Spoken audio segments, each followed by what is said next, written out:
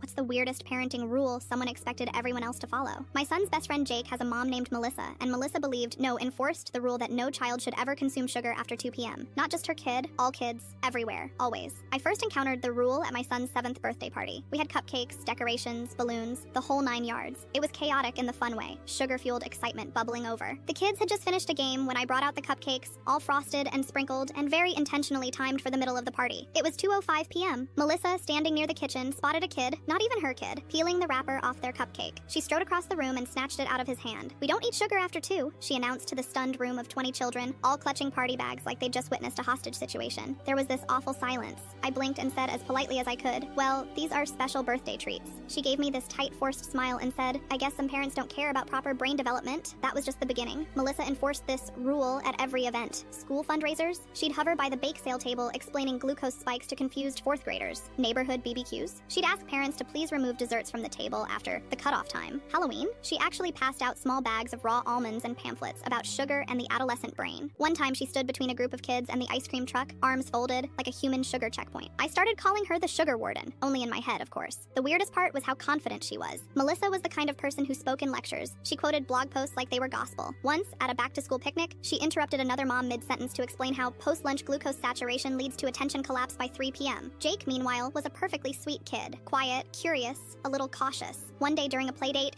he and my son were playing in the living room when he whispered, "Do you have any candy?" I said sure and gave them each a couple of gummy bears. Jake held one up, looked at it like it was a gemstone, and whispered, "Mom says sugar makes me crazy, but I've never felt crazy from it." I felt terrible. The kid was afraid of candy. Not because he didn't like it, but because he genuinely thought it would warp his brain. And the irony? I'm a pediatric nutritionist. I've literally published research on childhood nutrition and sugar intake. Melissa never once asked what I did for a living, just assumed she knew more than everyone else. But here's where it all unraveled. Our school had its annual spring carnival. Games, food trucks, music, the whole deal. I was on cleanup duty afterward and headed out to the parking lot just as the sun was starting to dip. And that's when I saw her, Melissa, in her car, windows rolled up, alone. At first, I thought something was wrong. She looked frantic. But then I realized what was happening. She was shoving chocolate into her mouth with both hands, candy bar wrappers everywhere. It was like she was in a speed-eating contest with herself. And the look on her face was pure panic, like someone was going to catch her. She didn't see me. I just backed away and let her have her moment. Word got out eventually, not from me, but from her own son. Kids talk. Jake told my son, "Mom ate a whole bag of mini Twix in the car. She thought I didn't know, but I saw the wrappers in the cup holder. It was like someone popped the bubble." Melissa stopped giving lectures. She still shows up to school events, but she keeps her opinions to herself now. She even politely declined a cupcake last month without adding a single comment about blood sugar.